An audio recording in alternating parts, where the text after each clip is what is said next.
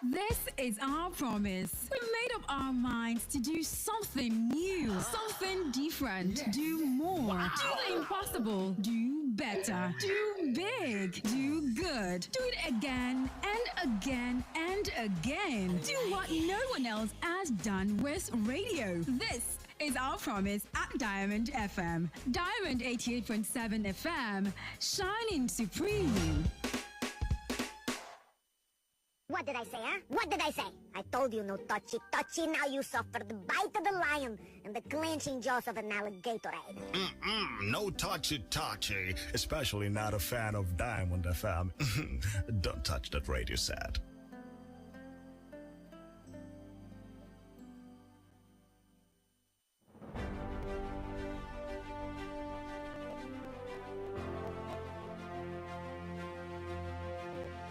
From the news desk of Diamond 88.7 FM Ilorin, this is News on the Hour.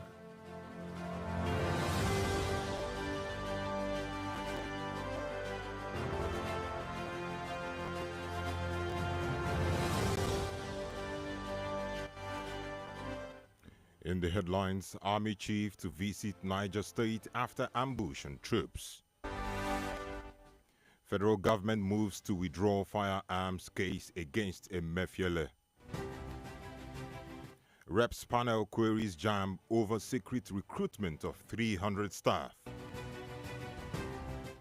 On the foreign scene, Kenya reinstates fuel subsidy after months of anti-government protest. In business, diesel price hits 950 naira per litre. In sports, Spain reached FIFA Women's World Cup final. Good afternoon and thanks for staying tuned to Diamond 88.7 FM Ilorin. This is the news on the hour. I am withNedu Okorie. We bring you details of the news after this break.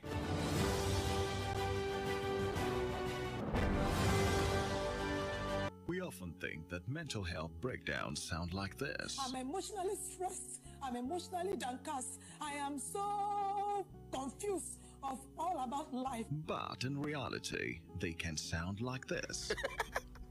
Don't make assumptions that people are okay just because they laugh and they smile. Everyone is going through something. Check on your friends and be kind to everyone else. This message is reaching you from Diamond 88.7 FM Ilorin.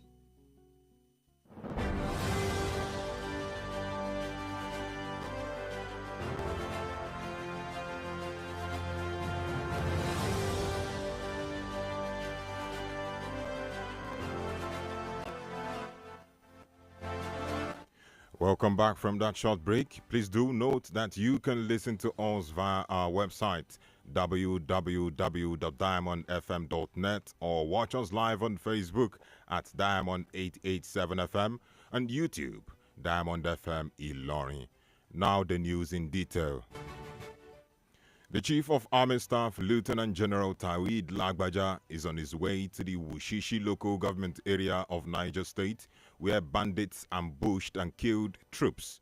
Many troops were said to have died during the attack, which happened on Monday. Also, there were unconfirmed reports that the crashed Nigerian Air Force aircraft was the handiwork of the bandits. The Air Force has yet to debunk or confirm the reports. The Director, Army Public Relations Officer, Brigadier General Onyema Nwachukwu, confirmed there were casualties on the troops' side but refused to give details. Onyema added that the Army Chief was on his way to the scene to motivate the troops. Still on security, the Chief of Army Staff, Lieutenant General Tawid Lagbaja, has assured that the Army and other security agencies would not fail to address the current security challenges in the country. Lagbaja gave the assurance when he inaugurated the newly constructed headquarters of 8th Division Nigerian Army, Sokoto. He called on Nigerians to support the troops with actionable information in their battle against criminals in the country. Lagbaja said that the construction of army formations was to bring the troops closer to the people for effective and timely response to any security threat. He added that the new barracks would enhance regimentation and coordination of responses to security challenges. The federal government has applied to withdraw the illegal possession of firearms case it filed against the suspended Central Bank of Nigeria CBN Governor Godwin Emefiele at the Federal High Court sitting in Lagos. The Director of Public Prosecution at the Federal Ministry of Justice, Mohammed Abubakar, in an oral application, told Justice Nicholas Oweibo that the application followed the result of further investigations. However, counsel for Emefiele, Senior Advocate of Nigeria, Joseph Daudu, opposed the application, insisting that the government must first purge itself of the disobedience of the court's order granting Emefiele bail before its application could be taken. Justice Oweibo has adjourned till Thursday, August 17, 2023, to rule on the application. The House of Representatives Ad hoc Committee on Job Racketeering has said it is scrutinizing the bank accounts of the 36 commissioners of the Federal Character Commission, FCC, over alleged selling of employment slots. Chairman of the Ad hoc Committee, Honorable Yusuf Gaji, disclosed this at the investigative hearing of the panel. Gaji said the panel was verifying the bank accounts of the commissioners as well as those of certain individuals that have been serving as links to sell jobs in federal agencies. The chairman expressed displeasure over the absence of a former FCC staff who currently works for the Asset Management Company of Nigeria, Aruna Kolo, at the investigation for the fourth time. The ad hoc committee had last week issued a warrant of arrest on Kolo, a former staff of FCC, who allegedly acted as a middleman for the selling of employment slots at the commission. The House of Representatives Ad hoc Committee investigating alleged job racketeering in government agencies has queried the Joint Admissions and Matriculations Board, JAM, over recruitment of over 300 staff without advertising the slots for qualified Nigerians. JAM Registrar Professor Isha Koloyede had told the panel yesterday during its investigative hearing that the board carried out the recruitment exercise after obtaining a waiver from the Federal Character Commission, FCC, due to the exigencies and urgency at the time. However, the chairman of the panel, Yusuf Adamu Gaji, said waivers were being abused and being used to deny qualified Nigerians opportunities to get jobs. Meanwhile, the panel said the job racketeering that happened in the Federal Character Commission will not distract it from probing other MDAs. The House of Representatives has emphasized that dormant resources have the potential of reinvigorating Nigeria's struggling economy, creating avenues for growth, development, and prosperity that resonates with every Nigerian. Speaker of the House, Honorable Tajuddin Abbas, stated this at the inaugural meeting of the House Ad hoc Committee on Identification and Recovery of Public Funds Seized, Fortified, and Abandoned in Financial Institutions and Government Agencies to Improve the Current Economic Challenges in Nigeria, chaired by Honorable Munachim Alozie. Represented by his deputy, Honorable Benjamin Kalu, the Speaker, underscored the need for the country to plow back dormant resources in the form of recovered public funds to boost the economy and create employment. The Speaker, through his deputy, stressed that the committee had the task of optimizing the real-time value of recovered public funds to reinvigorate our economy. The Nigeria Center for Disease Prevention and Control, NCDC, has called for dedicated funding to implement health security capacities. The NCDC Director General, Dr. Ifedayo Adetifa, made the call during the flag-off of the second Joint External Evaluation JEE of Nigeria's International Health Regulation capacities. Adetifa said progress had been made in the health security over the years, but that it must be sustained across all sectors with investments and strategies to increase state-level capacities. Health securities involves activities and measures across sovereign boundaries that mitigate public health incidents to ensure the health of populations. The University of Ibadan, Oyo State, has directed its staff to work for 3 days a week. The institution made the disclosure through a special release number signed by G.O. Saliu, the university's registrar and secretary to the council. It explained that the decision was taken in view of the recent removal of subsidy on petrol. It lamented that salary earners who have to commute to work every working day are faced with an aggravation of the condition, given the attendant hike in the transport fare and cost of living. He added that after a careful consideration of the situation, management of the institution has recommended a temporary work schedule adjustment for members of staff. He maintained that the Senate of the institution, at the meeting held on Thursday, 3rd August 2023, considered and approved the decision, which takes effect from August 14. The news is reaching you from Diamond 88.7 FM Ilorin. We go on a break now. When we return, we bring you foreign, business and sports news. Please stay with us. Follow us on social media, Facebook, Twitter and Instagram at Diamond 887 FM. Diamond FM, shining supreme.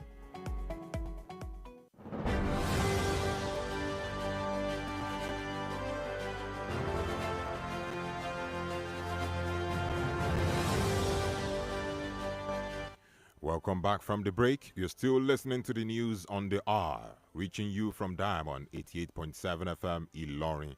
On the foreign scene, Kenya has reinstated a small subsidy to stabilize retail fuel prices for the next 30 days.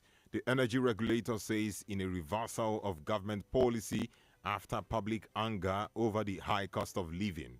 After taking office in September, President William Ruto removed fuel and maize flour subsidies put in place by his predecessor, saying he preferred subsidizing production rather than consumption. The move was also aimed at cutting government spending as the government seeks to get a handle of debt repayments that have forced it to deny market speculations about a possible default. But the subsidy cuts as well as recent tax hike have increased living costs and contributed to violent anti-government protests in recent months. Moving over to business news. Following the tumbling of the naira at the parallel market in recent times, the Central Bank of Nigeria has started introducing foreign exchange intervention measures aimed at clamping down on currency speculators in the foreign exchange market. Acting Governor of the CBN, Folashodun Shonubi, made the disclosure to the State House correspondents at the presidential villa after briefing President Bola Tinubu on what the bank was doing to halt the slide of the naira. He said Tinubu expressed his concern over the effect of the recent developments in the foreign exchange market, particularly on average citizens. According to Shonubi, the volatility of the naira in the parallel market is not solely driven by economic factors, but also speculative demand. The Apex Bank governor said while he would not disclose specific details of the proposed intervention measures, he warned speculators that the proposed measures could potentially lead to significant losses for them. Still in business news, oil marketers have said the foreign exchange crisis in Nigeria and the recent implementation of a 7.5% value-added tax on diesel had pushed up the cost of the commodity to between 900 naira and 950 naira per litre in many states. The development has made local manufacturers say that the situation may lead to the closure of some factories and job losses. Speaking under the aegis of the Natural Oil and Gas Suppliers Association of Nigeria, NOGASA, at a press briefing in Abuja, the marketers explained that their inability to access the United States dollars was impeding the ability to import diesel. The national president, NOGASA, Bennett Okorie, told journalists that the cost of diesel was around 650 naira per litre before the federal government introduced a 7.5% VAT on the commodity. Moving on to sports stories, Spain are through to the final of the ongoing FIFA Women's World Cup in Australia and New Zealand. Spain had defeated Sweden 2-1 in the semi-final encounter today to book a place in the Women's World Cup final. Sauma Celeste Paraluelo Anyigono and Olga Carmona scored second-half late goals to ensure Spain's victory. Rebecca Blomsquist did score a goal for Sweden against Spain at Eden Park. The result means Spain will now take on the winner between Australia and England in the Women's World Cup final this weekend. Australia and England will clash in the other semi-final fixture on Wednesday. With that, we have come to the end of News on the Hour. But before we go, here is the recap of the major highlights. Army chief to visit Niger State after ambush on troops. Federal government moves to withdraw firearms case against Emefiele. Reps panel queries JAMB over secret recruitment of 300 staff. And on the foreign scene, we told you that Kenya reinstates fuel subsidy after months of anti-government protests. In business, diesel price hits 950 naira per litre. In sports, Spain reached FIFA Women's World Cup final. Did you know that this day in history, on August 15, 2021, just 2 weeks before U.S. troops were set to officially withdraw from Afghanistan, Taliban leaders entered the capital city of Kabul and took power with little resistance. The Afghan government collapses. The country's president, Ashraf Ghani, flees, and many desperate Afghan civilians were left behind. The news was edited by Sani Alausa Isa. You can visit www.diamondfm.net to keep up to date with us or download our app on Play Store at Diamond 887 FM. Endeavor to also join us at 3 p.m. for News Flash and 5 p.m. for the news across the world. For news coverage or information about happenings around you, kindly contact Diamond FM Newsroom number on 0916 062 7526. I am withNedu Okorie. Good afternoon and thank you for listening to your shining supreme station.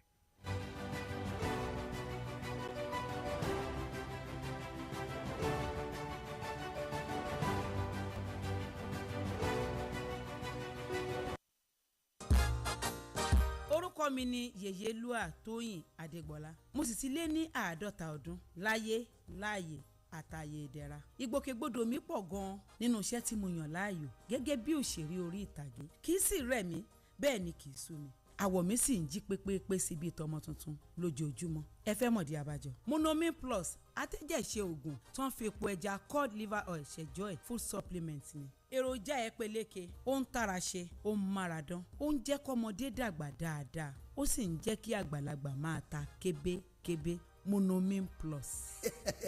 Monomin Plus fún èròjà tó ń tún inú ara ṣe lẹ́yìn ìwádìí ìmọ̀ ìjìnlẹ̀. A tún fi èròjà cod liver oil epo ẹja sí i ló fi wá di oògùn méjì tá a papọ̀ sínú ẹyọ kan ṣoṣo. La fi ń pè é ní Monomin Plus. Iléeṣẹ́ Tuyi Pharmaceutical Industries Limited. Àwọn tó lórúkọ tó ṣe gbẹ́kẹ̀lé níbi kápò oògùn òyìnbó ló ṣe é. Monomin Plus. Monomin Plus. ká lè mọ kí ni lọ lẹ́sẹ̀ kòkó ìròyìn ètò àṣà àti ìṣe tẹ́ mọ́ eré ìdárayá orin àgbọ́mọ̀ lè lọ ìkànnì tó ṣe iyebíye ni kò lẹ́lẹ́gbẹ́ Diamond 88.7 FM Ìlọrin ó ti dàràbà. Diamond FM Ìlọrin àwa là ń gbé ìròyìn àwọn ìṣẹ̀lẹ̀ orin àtàwọn amúlùdùn yògbà tí ò láfijọ́ ṣe ti aráyé. Látinú yàrá ìròyìn Diamond 88.7 FM Ìlọrin ìròyìn ẹ̀kúnrẹ́rẹ́.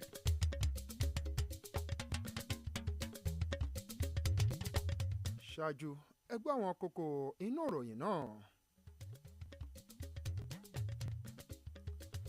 olórí àwọn ọmọ ogun ilẹ̀ lórílẹ̀‐èdè nàìjíríà ni ó ti lọ ṣe àbẹ̀wò sí ìpínlẹ̀ niger lẹ́yìn tí àwọn akógunjàlú ṣekú pa ikọ̀ àwọn ọmọ ológun kan. ìjọba àpapọ̀ ti bẹ̀rẹ̀ ìgbésẹ̀ láti yọwọ́ kúrò lórí ẹjọ́ níní ohun ìjà níkàáwọ́ tí wọ́n pè tako Emefiele. nínú ìròyìn náà láti máa gbọ́ wípé ìgbìmọ̀ kan nínú ilé ìgbìmọ̀ aṣojú-ṣòfin ilé wa fọ̀rọ̀ wọ́ àjọ jambu lẹ́nu wò lórí àwọn ẹ̀sùn ṣíṣe ètò ìgbanisíṣẹ́ tó tó 300 níye lábẹ́ aṣọ. nínú ìròyìn ilẹ̀ òkèrè láti máa gbọ́ wípé ilẹ̀ Kenya dá owó ìrànwọ́ orí epo padà lẹ́yìn ọ̀pọ̀lọpọ̀ ìfẹ̀hónúhàn tako ìjọba. ìròyìn okòwò láti máa bòyìn gbọ́ wípé owó orí jálá epo dísù kan ni ó ti fò fẹ̀rẹ̀ lọ sí 4,710 ìyún $950 naira. ìròyìn eré ìdárayá lẹ́tì máa gbọ́ nínú ẹ̀kúnrẹ́rẹ́ ìròyìn náà wípé ikọ̀ agbábọ́ọ̀lù lóbìnrin nílẹ̀ Spain ni wọ́n ti dé ìpele àṣekágbá ìdíje bọ́ọ̀lù alátagbà www.diamondfm.net tàbí kí ẹ download application wa lójú òpó Google Play Store. bákan náà lẹ́lẹ̀ ìbáwa dọ̀rẹ́ pọ̀ lójú òpó ìtàkùn ayélujára Facebook, Twitter àti Instagram nípa títẹ̀ Diamond 887 FM. ẹ̀kúnrẹ́rẹ́ ìròyìn náà ń bọ̀ lẹ́yìn ìdánudúró ráńpẹ́ yìí ẹ má yí kúrò bẹ́ẹ̀.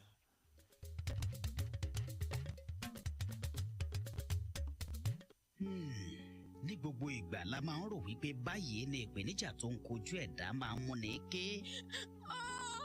ọ̀rọ̀ ayé ti sú mi, gbogbo etí ẹ ti sú mi, kò yé mi mọ́, kí ni mo fẹ́ ṣe báyìí. ṣùgbọ́n lójú ayé ó tún lè fini hàn báyìí. má ṣe máa rò wípé àwọn ènìyàn kò ní ìṣòro nítorí pé wọ́n ń rẹ́rìn-ín wọ́n sì ń yẹ̀gẹ́nu ní gbogbo ìgbà. ẹnìkọ̀ọ̀kan ló ní ohun tó ń là kọjá lábẹ́nú, kálukú labi tiẹ̀ lára. máa bèrè àlàáfíà àwọn ọ̀rẹ́ rẹ sì máa ṣe dáadáa sí gbogbo ènìyàn. ìmọ̀ràn yìí ló ń dẹ́sẹ̀ tí ìgbọ́yìn láti ìkànnì Diamond 88.7 Ìlọrin. ìròyìn ẹ̀kúnrẹ́rẹ́ láti ilé iṣẹ́ Diamond FM.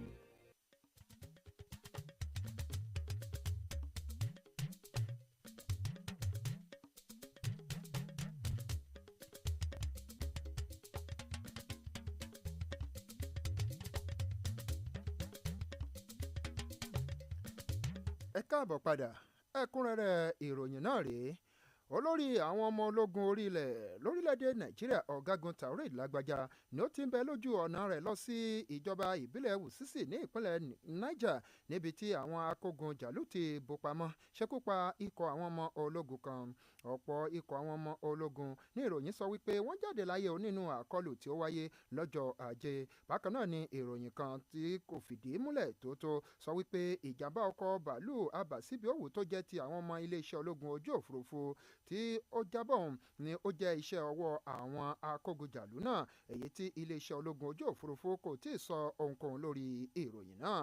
adarí ìlú koro nínú iléeṣẹ́ àwọn ọmọ ológun ilẹ̀ nàìjíríà General Onyema Nwachukwu fìdí ikú àwọn ikọ̀ ọmọ ológun náà múlẹ̀, èyí tí ó fi kún ọ̀rọ̀ rẹ̀ pé olórí àwọn ọmọ ogun orí ilẹ̀ náà ni ó ti ń bẹ lójú ọ̀nà rẹ̀ lọ sí ìpínlẹ̀ Niger náà láti lè lọ sọ ọ̀rọ̀ móríyá fáwọn ikọ̀ tó kù.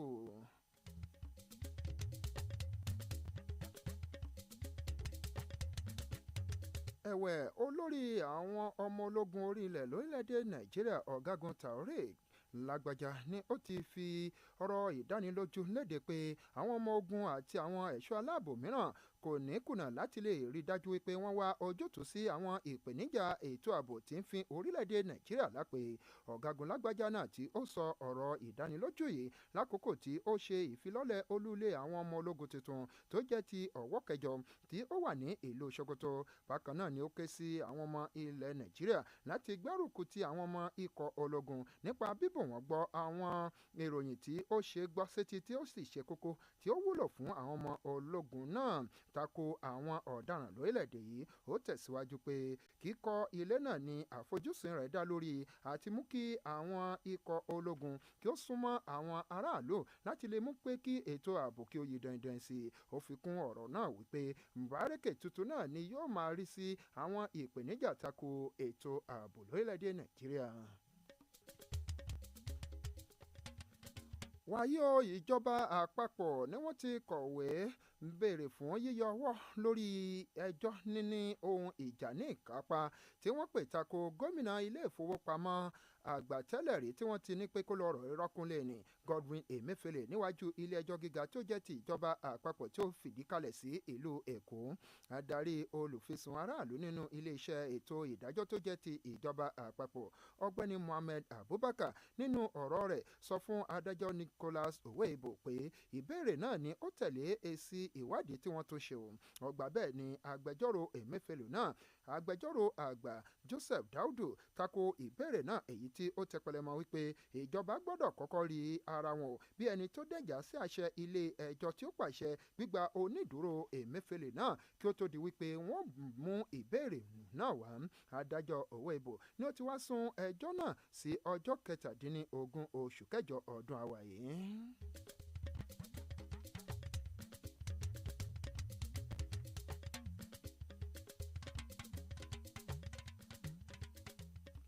báyìí náà ilé ìgbìmọ̀ aṣojú-ṣòfin ilé wa gba ti ọ̀dọ̀ ìgbìmọ̀ sáré-ń-bájà kan nínú ilé náà tí wọ́n ṣe ìwádìí lórí awuyewuye nípa ètò ìgbanisíṣẹ́ tí wọ́n ti sọ wípé àwọn ti gbọ̀n yẹ́bẹ́yẹ́bẹ́ o àwọn àṣùwọ̀n ilé ìfowópamọ́sí tí ó jẹ́ ti àwọn kọmíṣánná 36 nínú àjọ pínrẹ́ láre tó jẹ́ ti ìjọba àpapọ̀ látàrí ẹ̀sùn títa àwọn ààyè ìgbanisíṣẹ́.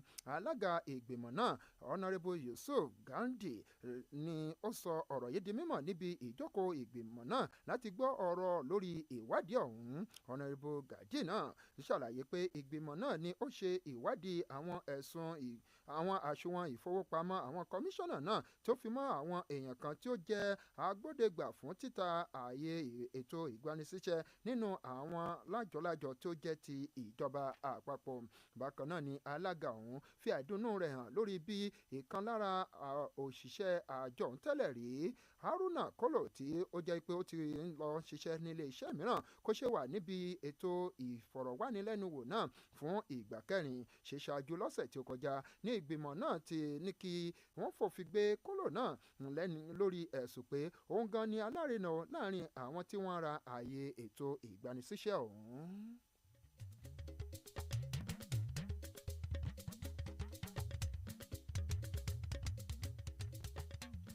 Ìgbìmọ̀ sáré-ń-bájà nínú ilé-ìgbìmọ̀ aṣojú-ṣòfin ilé wa ni wọ́n ti ṣe ìwádìí lórí ẹ̀sùn pàṣípààyọ ètò ìgbanisíṣẹ́ nínú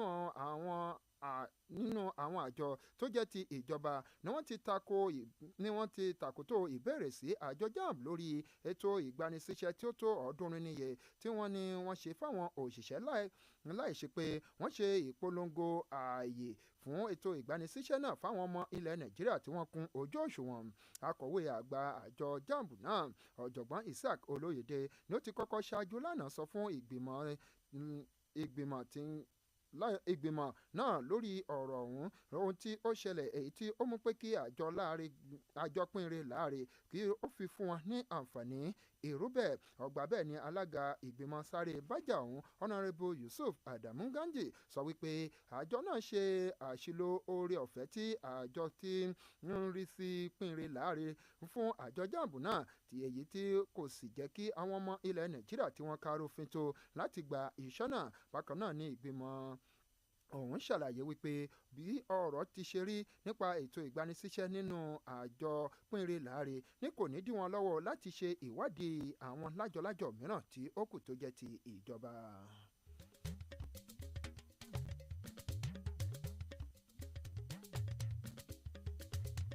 wáyé àjọ tí mójútó àrùn àti ìdènà rẹ̀ lórílẹ̀‐èdè nàìjíríà NCDC ni wọ́n ti pè fún níná owó tàbùàtàbùà o lórí ẹ̀ka ètò ìlera lórílẹ̀‐èdè yìí.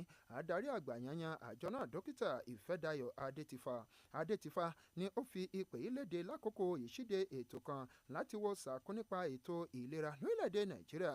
Adétifá tí ó ṣàlàyé wípé ìtẹ̀síwájú ni ó ti ń bẹ lórí ààbò nípa ètò ìlera láti bí ọ̀pọ̀lọpọ̀ ọdún sẹ́yìn báyìí, ṣùgbọ́n wọ́n gbọ́dọ̀ tún rí dájú pé ọ̀rọ̀ náà kan gbogbo ẹ̀ka gbogbo lẹ́ka ètò ìlera pẹ̀lú mímú àlékún bá ètò ìdókòwò lẹ́ka ètò ìlera láwọn ìpínlẹ̀ gbogbo.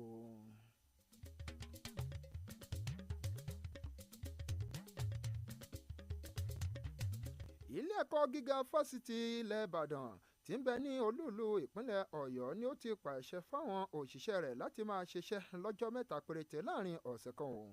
Ilé ẹ̀kọ́ náà ni ó jẹ́ kí ọ̀rọ̀ yóò di mímọ̀ gba ti inú àtẹ̀jáde kan látọwọ́ akọ̀wé àgbà ilé ẹ̀kọ́ ọ̀hún ọ̀gbẹ́ni Gio Saliu, èyí tó ṣàlàyé pé ìpinnu náà ni wọ́n gbé kalẹ̀ látàrí yíyọ owó ìrànwọ́ orí epo tí ó wáyé láìpẹ́ yìí.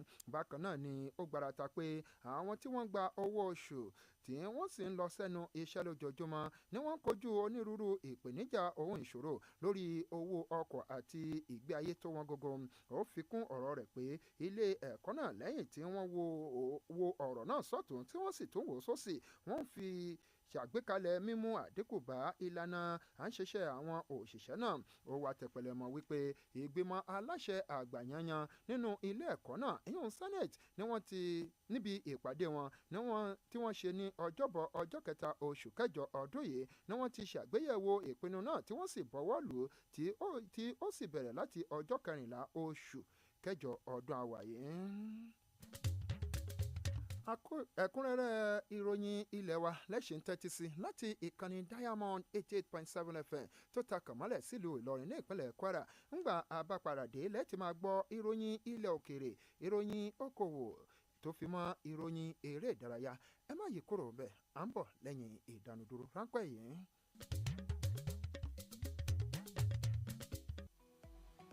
Ẹ darapọ̀ mọ́ wa ní ìtàkùn káyélujára wa, ìtàkùn ìbádọ́rẹ̀ẹ́ Facebook, ìtàkùn abẹ́yẹfò Twitter àti Instagram lórí Diamond 887 FM. Diamond FM, shining supreme.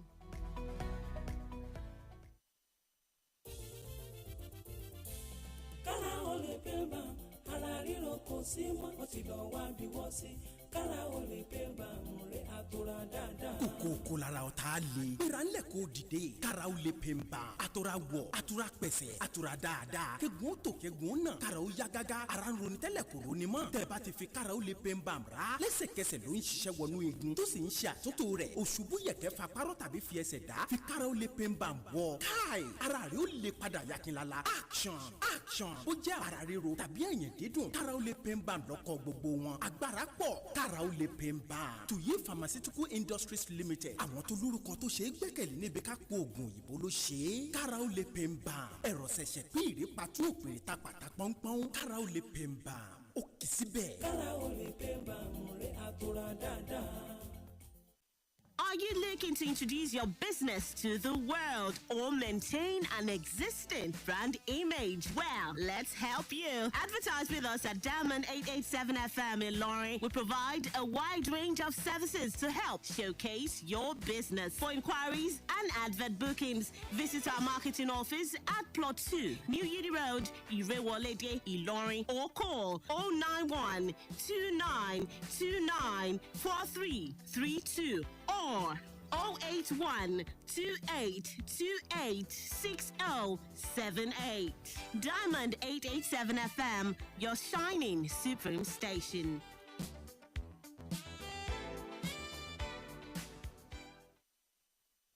ìròyìn ẹ̀kúnrẹ́rẹ́ láti ilé iṣẹ́ Diamond FM.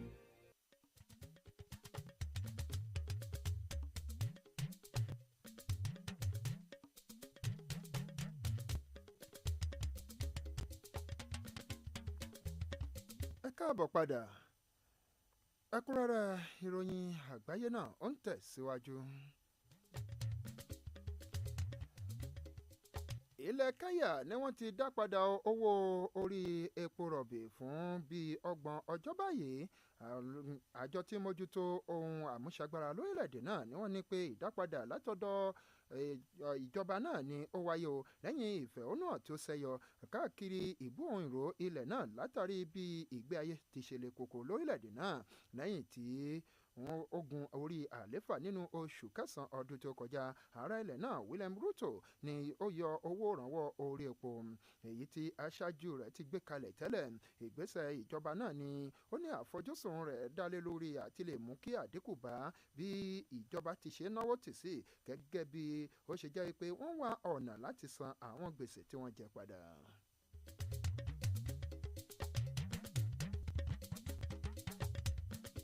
Nínú ìròyìn okòwò látàrí bí ọ̀rọ̀ owó náírà ti ṣe rí lójú ọjà pàṣípàrọ̀ láìpẹ́ yìí, ilé ìfowópamọ́sí àgbà ilẹ̀ wa ni wọ́n ti bẹ̀rẹ̀ àwọn ìlànà ìdáhùnsíkan lórí ọ̀rọ̀ náà láti lè mú kí ìgbójú agan kí ó wáyé sáwọn tí wọ́n dọwọ́rú lórí ọ̀rọ̀ pàṣípàrọ̀ owó ilẹ̀ òkèèrè lójú ọjà. Adelé gómìnà ilé ìfowópamọ́sí àgbà ilẹ̀ wa alàgbà Fọláṣọdún Ṣónúbì ni ó ṣíṣọ lójú ogun ọ̀rọ̀ yìí pẹ̀lú àwọn òǹròyìn nínú ilé ìgbé ààrẹ ò lẹ́yìn tí ó lọ bún ààrẹ Bọ́lá Tinubu gbọ́ lórí ohun tí ilé ìfowópamọ́ náà ń ṣe láti lè mú kí ọ̀rọ̀ owó náírà gbé pẹ́ẹ́lí sí i. Ọ̀gbẹ́ni Ṣónúbì náà ṣàlàyé pé ààrẹ Tinubu ni ó kọminú kọmi ìta o lórí ipa tí ọ̀rọ̀ pàṣípàrọ̀ owó ilẹ̀ òkèèrè ń kó lára àwọn ọmọ ilẹ̀ Nàìjíríà láìpẹ́ yìí. Ó tẹ̀síwájú sọ wípé òun kò ní sọ ẹ̀kúnrẹ́rẹ́ àwọn ìlànà tí ilé ìfowópamọ́sí àgbà ilẹ̀ náà yóò kùnlé, ṣùgbọ́n ó jáwé akíwọ́wọ́ fáwọn tí wọ́n dọwọ́rú lórí ọ̀rọ̀ pàṣípàrọ̀ owó náà láti ṣe bẹ́ẹ̀ kí wọ́n jáwọ́. Iná àwọn alágbàtà epo rọ̀bì ni wọ́n ti sọ wípé wàhálà pàṣípàrọ̀ owó ilẹ̀ òkèrè láìpẹ́ yìí àti ṣíṣàmúlò ìdá 7.5% àfikún owó orí epo dísù ni ó ti mú kí owó orí epo dísù náà kí ó ń bẹ láàrin ẹgbẹ̀rún sí $350 náírà láwọn ìpínlẹ̀ kan. Ọ̀rọ̀ yìí ni ó mú kí àwọn tí wọ́n ń pèsè nǹkan lábẹ́lé sọ wípé ọ̀pọ̀ àwọn iléeṣẹ́ ni ó ti di gbígbé tìpa tí ọ̀pọ̀lọpọ̀ àwọn èèyàn sì ti pàdánù iṣẹ́ wọn.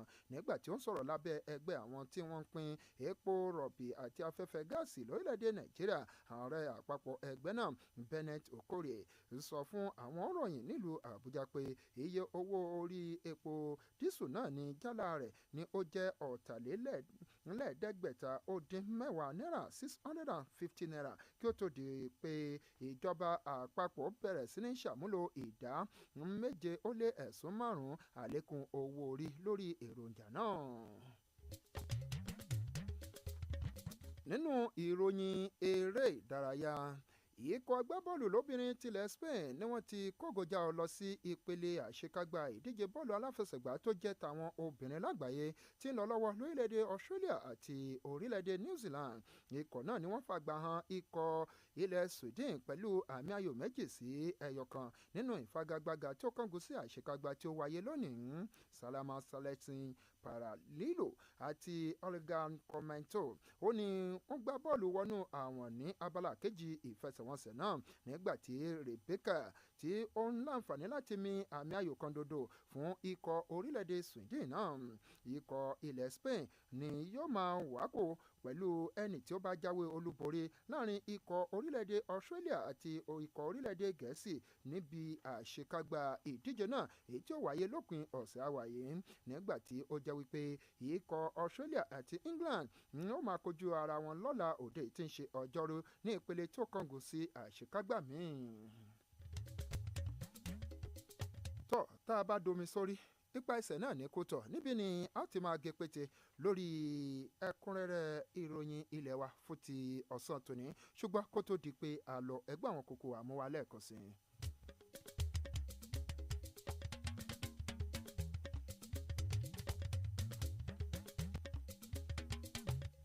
Nínú ìròyìn náà láti mú wá fún yín pé olórí àwọn ọmọ ológun orí ilẹ̀ lórílẹ̀‐èdè Nàìjíríà ló ti lọ́ọ́ ṣe àbẹ̀wò sí ìpínlẹ̀ Niger o lẹ́yìn tí àwọn akógunjà ló ṣekú pa àwọn ọmọ ikọ̀ ológun kan. bákan náà lábòyìn gbọ́ pé ìjọba àpapọ̀ ti gbé ìgbésẹ̀ láti yọwọ́ kúrò lórí ẹjọ́ níní ohun ìjà ní ìkápá tí wọ́n pè tako Emefiele. àtúnbòyìn gbọ́ wípé ìgbìmọ̀ kan nínú ilé ìgbìmọ̀ aṣojú-ṣòfin ilé wa ti fọ̀rọ̀ wá àjọ jáàbù lẹ́nu wò lórí àwọn ẹ̀sùn ṣíṣe ètò ìgbanisíṣẹ́ tí ó tó 300 níye lábẹ́ aṣọ.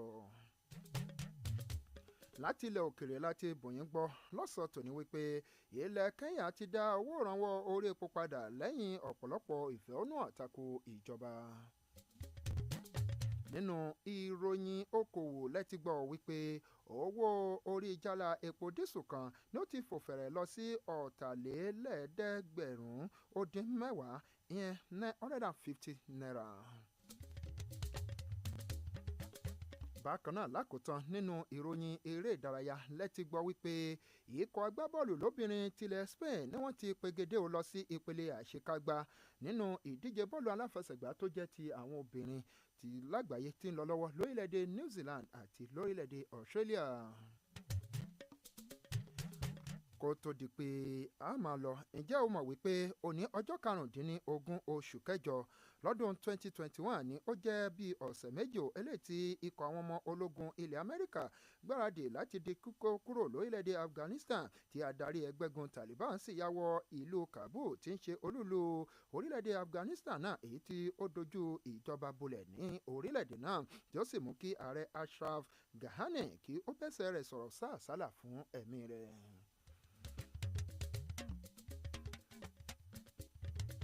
fún àlàyé lórí ohunkóhun àbí ìròyìn fífi tó wa létí ẹ lè pe yàrá ìkóròyìn jọ wa sórí 0916 062 7526 0916 062 7526 níbi Sani Aláùsá Isa àṣejẹ olóòtú ìròyìn náà lèmi Ayọ̀dèjì Ayọ̀lá títú sí èdè abínibí tó sì kà sétí gbọ́yìn akínyìn o ẹ̀ka àsánbẹ̀ ẹ máa yáṣẹ́ ẹ ṣeun tẹ́ ń gbọ́ ìkànnì Diamond 88.7 FM tó takọ̀ mọ́lẹ̀ sílùú Ìlọrin.